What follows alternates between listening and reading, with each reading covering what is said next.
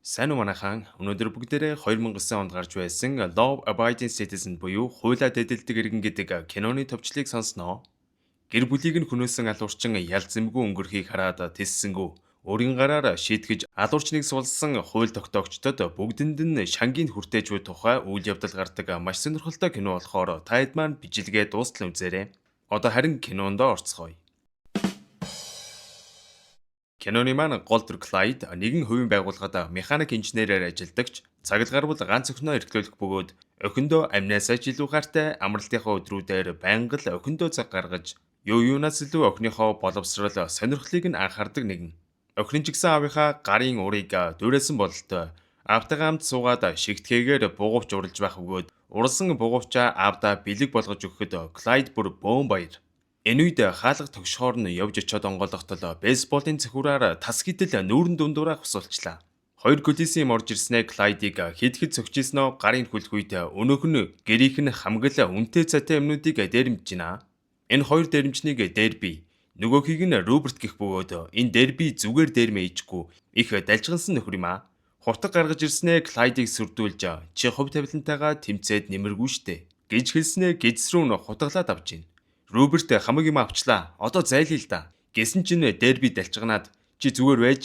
Гэснээ Клайдийн нүдэн дээр эхнэрийг нь зэрлэгээр хүчнэснээ. Хоолойг нь хэрчин хөнөөж өрхдөг. Эхнэрийнхээ амьгүй болсон биеийг хараад хөөрхий Клайд юу ч хийж чадалгүй уйлсаар л. Гэтэл цаад өрөөндөөс охин нь аавынхаа уйлах чимээгээр тэсэлгүй гараад иртэл энэ муу хогийн дерби 6 настай бяцхан охиныг нь хүртэл өөр өрөөнд авч ороод бас л зэрлэгээр хүчнээд хөнөөж өрхдөг. Энэ аимшиг таллагаас хэдэн 7 хоногийн дараа киноны маань бас нэг гол дүр болох хотын залуухан прокурор Ник алгаас үлдсэн цорын ганц хохирогч Клайдтай биежлэн уулзах бөгөөд Никийн хувьд гэмт хэрэгтнүүдэд хүнд ял өгдгөөрөө алдарсан нэгэн. Клайдийн хувьд ч Никийг гэмт хэрэгтнүүдэд зохиох ял өгөх байх гэж найдаж байсан ч харин ч бүр эсэргээрээ болоод явчлаа. Хэргийн газраас олдсон бүх нотлох баримтуудыг шалгаж үзсэн ч тэр дерби гих нөхөр аллах гэснийг нотлох боломжгүй байна. Дерби өөрийнхөө хамтрагч Робертыг аллагуудыг хийсэн гэсэн мэдүүлэг өгсөн бөгөөд бид нэр дербигийн өгсөн мэдүүлэгт итгэлтэй байгаа болохоор Робертэд бүх насаар нь хоригдох ял өгч дербид 5 жилийн ял өгөхөөр шийдсэн байгаа гэж авд юм да. Үнийг сонсон Клайд бүр чихэндээ ч идэгсэнгүү. Та ч юу яриад байгаа юм бэ? Тэр дерби гих житгээд миний нүдэн дээр ихнэр охин хоёрыг маань алсан шүү дээ гэж хэлэгч Ник ямар ч хариу өгсөнгүй. Таныг ойлгож байна л да. Гэхдээ бидэнд нотлох баримт хэрэгтэй болохоос хоосон үг ямар ч нэмэргүй. Прокуророос аль хэдийн шийдвэр гаргасан бөгөөд одоо шүүхтээр эцэслэн шийднэ л гэхээс өөр юм хэлсэнгүү. За ингээд удалгүй шүүх хурал болох бөгөөд шүүх хурал дээр дерби жишимчгүй худлаа ирж хамаг хэрэгээ нөгөөтгөндөө бухаад прокурор шүүх бүгд л Робертыг хэргийг үлдсэн гол яллагдагчаар татаж цаазаар авах ял өгөх бөгөөд харин дербид 5 жилийн ял оноолоо. Энэ Никийн хувьд аль аль нэг нь яллах гэхээс илүү нэгийг нөгөөхөр нь матуулж байгаад хэргийг хурдхан хаахал сонирхолтой байж л дээ. Шүүх хурлаас гарч ирээд Ник хэргийн талаар сонирхсан сэтгүүлчдэд хандан Роберт аллагыг үйлдсэнийг зарлах бөгөөд нөгөө дерби чинь Никтэй гар барин баярлснаа илэрхийлж байгаа харагдана. Энэ дерби хүн асандаа ямар ч харамсан шинжгүй байхаас гадна хэргийг нь нөгөөх нь үүрэх болсонд хачиг их баярлаж жаргалтай наргагүй инээж байгаа нь зэв үүрмээр. Энэ бүхнийг харж зогссон Клайдийн хувьд бүр хэлэх муу өгч байсангүй. Чив чимээгүй л Ник дерби хоёрыг алсаас ажиглан зогсохваа. Бүхэлдэн 2 хүн алсан алуурчин Хевник 5 жилийн ял аваад инээцэн зогсож болдгийн байна гэдгийг харан хууль шүүхийн байгууллагынд асар их гомдож байлаа. Залуухан прокурор Ник шүүх хурлын дараа гэртээ харихва эхнэр нь ер нь л төрөх төгсөн бас л охин хүүхдтэй болох гэж байгаа залуу гэр бүл юм байна л да. Өөрөө удахгүй охинтой болох гэж байж охиноо алдсан аавын зовлонг ойлгохгүй хувийн карьераа бодсон нэлээд өөдгүү залуу юм да энэ. Энэ бүх үйл явдлаас 10 жилийн дараа Никийн охин 4-р ангийн том анаа болжээ. Ник шинэ байшин авч амьдрал ахуйн сайжраад хувийн карьер нь ч нэлээд өсөж өнөө өрөө охиных нь урлагийн үзлэг болох гэж байгаа ч хитик ажилтай байгаагаасаа болоод үзэж чадахгүй нэ гэж хэлэхэд Никийн эхнэр түүнийг зэмлэн дандаа ажил гэд охиныхоо амьдралд санаа зовхгүй хүн юм а гэж битүүхэн гомдолноо. Өнөөдөр бол Робертыг цаазаар авахаар товлсон өдөр бөгөөд аллагаас хойш 10 жилийн турш Роберт өөрийгөө аллах хийгээгүй гэдгийг өдөр болгон хэлж байсан ч хинч түүний үгийг сонсоогүй. Энэ Ник охиныхоо урлагийн үзлэгийн оронд Робертийн цаазын ял гүйцэх явцыг үзсэн л сууж байна. Робертээс сүүлийн үгийг нь сонсоход мань хүн нөгөөтгөө л давтаж би тэр залуугийн эхнэр охин хоёрыг алаагүй шүү дээ. Та нар буруу хүнээ цаазалж байна гэж хэлэхва үүнийг сонсож суусан Ник ч нэг их тоосонгүй. Харин Никийн туслах Сарад арай өөр зүйл бодогдох шиг. Робертийн судсанд 3 төрлийн бодис шахтал нөгөөгч нь маш удаанаар тарчилж байгаад хорвоог орхидог. Уул нь ингэж бодис шахад цаазлахад ялтан тэр дороо л хорвоог орхидог юм байна л да. Мань нэгч гайхан шоронгийн удирдлагуудтай энэ талаар ярилцжээтэл Робертэд шахсан бодисны шилэн дээр чи хувь тавилан өөрчилж чадахгүй гэсэн үл мэдэгдэх бичиг байхыг харсан нэгч ухасгийн 10 жилийн өмнөх файлуудаа ухаж байгаад мэдүүлэг дундаасаа энэ үгийг дерби байн хэлдэг байсныг болоод дербитэй уулзгаар хөдөлнө. Энэ үед жинхэнэ алуурчин дерби айл хэдийн 5 жилийн ялаа дуусгаад гараад ирсэн гэртээ хар тамхи татсан шигэ илэрч гисэн сууж итэл нууцлсан дугаараас нэг дуудлага ирж байна. Танах руу цагдаа нар ирж байгаа. Баригдмааргүй байвал хурдан зүхт гэж хэлээ таслалаа. Мань хүн цонхоор хартал нээрэл бахан цагдаа нар ирж байгааг хараад тэнэг багийг цагдаа нар руу буудд юм да. Удалгүй дахин нөгөө дугаараас залгаж тэндээс эвтэйхэн зүхтах зам зааж өгөх ба. Мань дерби ч заасан замаар нь явсаар тэндээс эвтэйхэн холдож чадах ба. Нөгөө нөхөр чинь бууга хаяад наад урт чинь байгаа үйлдвэрийн хашаа руу ор гэж хэлэхээр нь хэлснээр нь л хийлээ. Үйлдвэрийн хашаа руу ортол нэг цагдаагийн машин байх ба. Дотор нь байгаа цагдаа нь унтчихэд юм да. Цагдаагийн бууг нь авч толгойд нь тулгаад тэндээс холдлоо. Мань хоёр нилийн явсаар хотоос гарсны дараа дерби мань цагдааг буулгаад яг буудлагын даваан дээр энэ цагдаа маань өөрөө дербитэй утсаар яриад байсан хүн байж тархва. Бүр цагдаач биш. 10 жилийн өмнө эхнэр хүүхдээ алуулсан Клайд байж тардیں۔ Угаасаа Клайдыг хараад дерби ч шууд танилгүй яах вэ? Буудлага гээд гохоод артал сум байсангүй. Харин ч буунд хурц үзүүртэй зүүнүүд зоосон байх бөгөөд дербигийн биед аль хэдийн хор шахагдсан байлаа. Энэ хорон дербиг саажуулж хөдөлгөөнгүй болгосон ч дерби бүх зүйлийг мэдэрч сонсож харж чадах юм байна. Клайд энэ нөхрийг авч яваад урьдчилан бэлдсэн агуулгад оруулж ирээд нэг ширээн дээр хүлээд хайцсан. Тэгснээ бүр дээр нь тойлол өгсөн байна. Би чамайг өнөөдөр ёстой дураараа тарчлаанаа. Чи тэр дороо өгөхгүй. Би чамайг хамгийн удаанаар тарчлааж бүх өвдөлтийг чамд мэдрүүлэх болно гэж хэлэх үгөөд дерби яг л 10 жилийн өмнө эхнэрээ нүдэн дээрээ алуулж байсан тэр үеийн мэдрэмжээ дербид мэдрүүлэх гэж байлаа. Бас өөрийнх нь тухайн үед хэлсэн чи хувь тавилантайгаа тэмцээд ч нэмэргүй штэ гэдэг үгийг өөрт нь хэлэх бөгөөд дербигийн нүдэнд асар их айдас сурсан байна.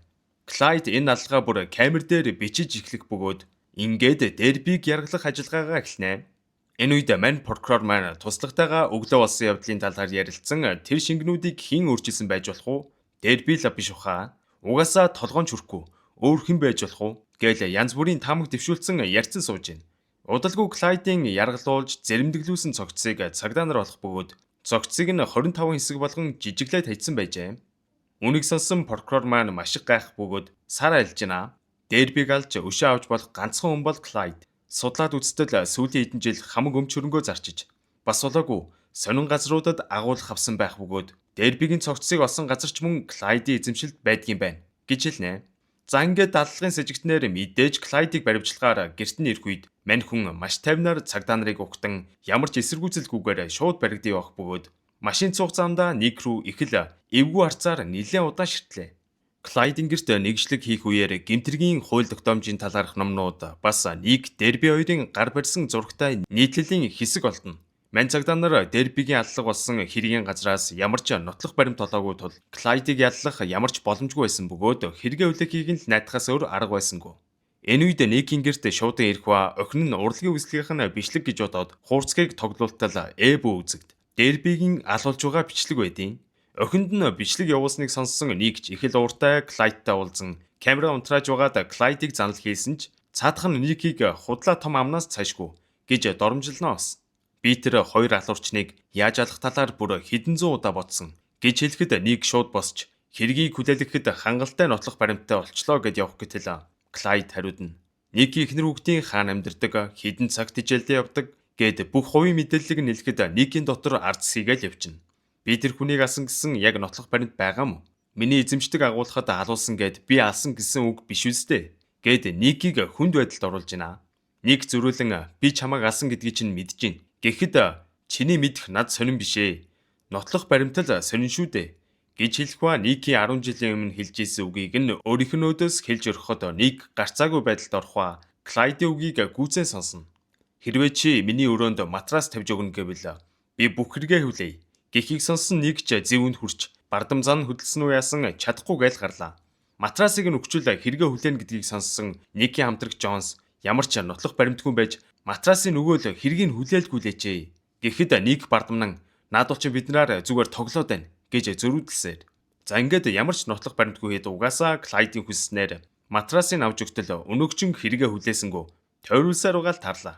Удалгүй шүүх хурал эхлэхэд нэг Клайдад олон жилийн ял өгөх гэж зүтгэсэн ч мань Клайд өөрийгөө ямар ч буруугүй нотлох баримтгүй гүтгүүлчлээ. Гэх зэрэгээр хуулийн зүйл залтуудыг цээжэр хэлэх үед шүүгч Клайдийн талд шийдвэр гарган шоронгоос суллахаар болоход Клайд алга тажснаа. Аллах хийсэн үнийг шууд суллах гэж байгаа юм уу? Ястой зөв шийдвэр гаргалаа да. Гэх зэрэгээр шүүгчээр тохуургаж эхлэхэд бандсан шүүгч Клайдыг үргэлжлүүлэн хорхоор болдог. Нэг ч мань нөхрийг суулгацсан хэргийг хүлээлгэх гэж оролдоход өнөөгчн бүр зөрүүлээд дахиад нэг хэлэх нууц байна. Харин оронд нь хагас болгосон стейк бас iPod олж өг гэж авд юм да. Нэг ч юу гэж зөвшөөрөв гарах гэтэл дербигийн өмгөөлөгчийн амийг аварн уу яа нь өөрөө л мэдэрэ. Гэхва дербигийн өмгөөлөгч алга болоод 3 хонжуу тухай олж мэдлээ. Энэ үед Клайд камер руу харан нэг тандаж хэрвээ дербигийн өмгөөлөгчийг амьд олмоор байвал маргааш өдөр 1 цаг гэхэд хүсэлтийг маань биелүүл гэж авахва хүссэн үсээгүй хагас болгосон стейк iPod-ыг нь хүсэлтийнхэн дагуу өгсөн ч 1 цаг 8 минут болж илоо. Клайд тэдэнд 1 цаг 00 минут гэхэд хүсэлтийг биелүүлэх ёстой байсныг анхааруулхад тэрхэд юм бодсонгүй нислэг дэргэндээ суун зааж өгсөн байршил дээр нь очиод нөгөө өмгөөлөгчийг олсон боловч тэд хэтэрхий хоцоржээ. Хэрвээ яг 1 цаг 00 минут гэхэд Клайдийн хүсэлтийг биелүүлсэн бол тэр амьд байх боломжтой байж. Энэ үед Клайд өрөөнийхөө хамтрагчтай хамт стейкээ хувааж идчихэд стейкний ясаараа өрөөнийхөө залуугийн хүзүүг зон алаад чанга дэглэмтэй шорон руу цөлөгдөнө. Удалгүй нэг Клайдтай уулзаад яагаад ингэж их гэмгүй хүн алаад байгаа. Талигач ихнэрийнхөө хоёр чинь чамаар бахархна гэж бодоо юу. Гэхэд Клайдийн царай хувьсгийж одоо нэгэнт байхгүй болсон хүмүүсийг дурсаад яах вэ гэж байна. Нэг өмнө нь Клайдтай хамт ажиллаж исэн тагнуулын ажилтнтай уулзсан Клайдийн талаар мэдээлэл авах бөгөөд мань Клайд өмнө нь тагнуулын төв газрын инженерийн албанд ажиллаж исэн бөгөөд тусгай ажиллагааны бүх техник төхөөрөмжүүдийг зохион бүтээдэг сэрэг толгойтой нэгэн гэдгийг хэлэх ба. Тагнуулын албанд нь Клайдыг гүйцэхээр тактик боловсруулдаг хүн байгаагүй гэж дурдаад хэрвээ Клайд шоронд хүн алсан бол төлөвлөгөө байгаа л гэсэн үг. Тэр нэг төлөвлөгөө гаргуул дийлдэхгүй гэж хэлэх үед л нэг ямар аюултай хүнтэй орооцолдсноо ойлгодог. Ник Джонс хоёр шүүгчид Клайдыг тагнуулж байсан аюултай этгээд гэдгийг хэлж ойлгуулад хамгийн өндөр хамгаалалттай шоронд хорихыг хүсгэд шүүгч зөвшөөрнө. Гэтэл гинт шүүгчийн утас дуурайд автал тархин зад. Шүүгчийг хүртэл алсанд нь бухимдсан Ник Клайдтай уулзан шууд л хинтээ хамтарч ажиллаад байгааг нь асуух ба ер нь энэ өшөө авалтууд ямар хэрэгтэй юм гэж хэлэхэд Клайд ихэд гайхан Ник чи одоо хүртэл ойлгоогүй байгаа юм уу? Би өшөө авах гэсэн бол танаа гэр бүлийг тэр жигт нь алчгал байсан гэж хэлээд намайг өнөөдөр 6 цаг гэхэд сулал эс бөгөөс бүгд өхөн шүү гэж анхааруулнаа. Ник мэдээж хэлсний тоосонгүй. Клайдыг бүр хатуу хяналттай өрөөнд оруулаад одоо яах гэж харьяа л гэж байна. Клайд шоронгоос энэ бүхнийг удирдах боломжгүй хэн нэгэн шоронгийн гаднаас энэ бүхнийг хийгээд байна. Хэн байж болох вэ гэд Ник нилээн уцтай суусан ч ямар ч сэжигтэн гарч ирсэнгүй. Прокурорын хэд маань өглөөний 6 хүртэл юмыг аж мэдгүй гэд офис дээрээ сууж байгаад тарцгаана. Гэтэл дөнгөж гарвуугүй юу прокуроруудын машин нэг нэгээрээ дэлбэрж эхлэхэд саарач муу ялгаагүй машиндаа дэлбэрэн нас барлаа. Энэ өдөр 6 прокурор ам үргэцсэн ба хотын дарга Никийг дуудаж уулзаад хин өмнө хийгээд байгааг хурдан олж баривчил гэж дарамтлаастай. Клайд хэдий шоронд байгаа ч гадаавгаа хэнийг ч алж чадахыг ойлгосон Ник эхнэр хүүхдээ өөр хот руу явуулах ба ямар ч утас компьютер ашиглаж болохгүйг сануулад явуулдаг. Гэрлүүг яваа ортол жаазтай зургууд дунд нь дербитэй гар барьсан нийтлийн аваачаад хийцэн байхыг харсан Ник угаасаа гэрт нь хэн нэгэн айл хэдийн орж ирсэн гэдгийг ойлгох ба тэр дөрөө шорон руу очиж Никтэй уулзнаа. Ник жуурандаа Клайдыг зодож эхлэгч Клайд бүр бахтав нь хансан шинжтэй инээж тохуурхсаар байдаг. Амиа алдсан прокуроруудын оршуулгын үеэр Джонс Ник тандан 10 жилийн өмнө бид нар буруу хүнээ ялсан болол энэ их хохирлыг өөрсдөө амсаж байгаа юм байна да гэж хэлэхэд Ник зөрүүлэн бид зөв зүйл хийсэн гэд гүрийгээд байдаг шүү. За ингээд машиндаа суугаа явах гэтэл автомат буу пуужингаар зэвсгэлсэн робот гарч ирэх ба хэн нэгэн роботыг удирдах байгаа нь харагдана. Джонсын сууж явсан машиныг юужгүй шүршээд Никийн нүдэн дээр хамтрагчийг нь дэлбэлээд алчноо. Хамаг прокурорууд нь ээлжэлжээрээ амиа алдаад байгаа дуурссан хотын дарга хотоо бүрэн карантинлж онцгой байдал зарладаг. Хэд хоногийн дараа Ник Клайдийн худалдаж авсан үл хөдлөл хөрөнгүүд дунд шоронтой нилээ өөрхөн байрлах жижигхэн гараж ухыг олж хараад их л сэжигтэй санагдсан тул өөрийн биеэр очиод үзлээ. Гэтэл гараашны шаланд нүхвагааг олж харах ба нүх рүү яваад ортол бүр асар гүнзгий эртнээс ухаж бэлтгэсэн хонгил байх бөгөөд тэр чигээр явсаар шоронгийн нэг давхрын өрөөнүүд рүү холбогдсон байт юм да. Манклайд шоронгийн нэг давхрын өрөө рүү шилжихийн тулд анх тэр залууг стекний ясаар зоож алсан байгаа байхгүй юу? Мань хүн шүн дөлөөр шоронгийн өрөөнөөс гарan энэ хонглоор дамжин явсаар гадаад ертөнц рүү гардаг байсныг мэдсэн нэг бүр тултлаа доромжлол мэдрэх шиг болдог. Мань хүн энэ удаад ч гэсэн шоронгийнхоо өрөөнд байсангүй. Хотын захиргааны барилга дээр цэвэрлэгчийн дүр хэсэгдсэн л тууж байна. Хотын даргын хурлын өрөөний доор тэсрэг бөмбөг суйрлуулад тэндээс оргон явах ба нэг энэ бөмбөгийг олж мэдээд тэсрэг бөмбөгний мэрэгжилтнэр шалгуултал гар утас эсвэл алсын зайнаас идэвхжүүлдэг тэсрэг бөмбөг байна гэдгийг хэлдэг. Клайд тэр дороо нөгөө гараашаараа дамжин шоронгийн өрөөлөгөө буцаад яваад ортол нэг айл хэдийн өрөөнд нь хүлээж байна. Нэг Клайдд хандан би чиний надад ойлгуулах гээд байгаа бүх зүйлийг маш сайн ойлгосон. Тийм болохоор одоо тэнэг үлдэл битгий хийгээрэй гэж хэлсэн ч Клайдийн хувьд энэ бүхэн ямар ч хамаагүй байлаа. Нэгэн тэглүүсэн ажлаа дуусгахаар шийдэж хотын захиргааг дэлбэлэхээр товчлуураа дартал нэг тэр дороо өрөөнөөс нь гараад гүйчихнэ. Гэтэл хотын захиргаан дээр суйрлуулсан тэсрэг бөмбөгийг Клайдийн орны доор тавьсан байдیں۔ Клайд өөд болохынхаа өмнө талигач охиныхоо хийж өгч байсан бугуй өвчийг харан гэр бүлээ бодсоор дэлбэрэлтэнд амнасаа алдан өөд болно.